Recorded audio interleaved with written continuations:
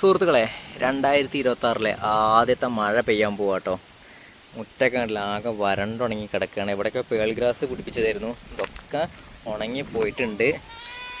മഴേൻ്റെ മുന്നോടിയായിട്ടുള്ള കാറ്റിങ്ങനെ വീശാണ്. അപ്പോൾ ആ നാടൻ മാവിൻ്റെ മാങ്ങാക്കൊല്ലകളൊക്കെ ഇങ്ങനെ ആടിക്കളിക്കുന്നുണ്ട്.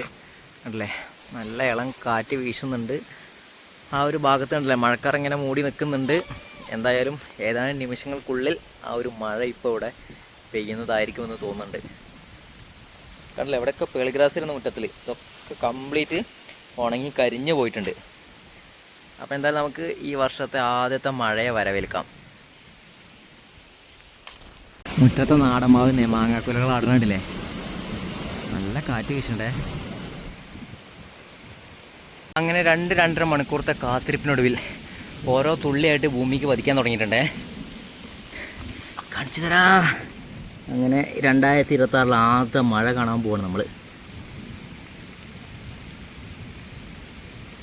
അങ്ങിങ്ങായി ഓരോ തുള്ളികൾ ഇങ്ങനെ ചാടിക്കൊണ്ടിരിക്കുകയാണേ.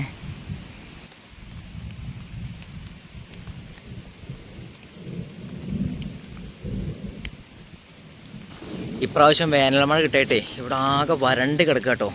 ഈ ഒരു പറമ്പ് മൊത്തം കണ്ടില്ലേ, മൊത്തം ഉണങ്ങി വരണ്ട് കിടക്കുക കണ്ടില്ലേ. ഇതാണ് അവസ്ഥ. അപ്പോൾ ഇപ്രാവശ്യത്തെ ആദ്യത്തെ മഴയാണ് എല്ലാവരും കൊള്ളാൻ പോണത്.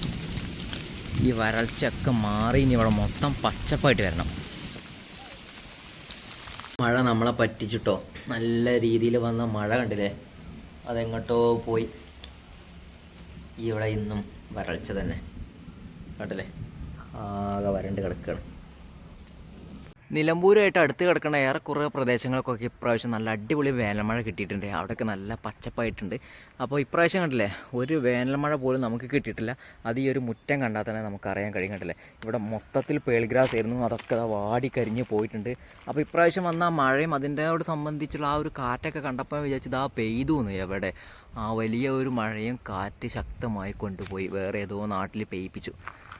അതിൻ്റെ ഭാഗമായിട്ട് ഇത് അന്തരീക്ഷമൊക്കെ നല്ല തണുപ്പായിട്ടുണ്ട്, നല്ല തണുത്ത അന്തരീക്ഷമാണ്. അപ്പോൾ ഇപ്രാവശ്യത്തെ വേനൽ മഴ നമ്മളെ വിട്ടു പോയി. ഇനി എന്തെങ്കിലും പെയ്യുമെന്ന പ്രതീക്ഷയിൽ നമുക്ക് കാത്തിരിക്കാം.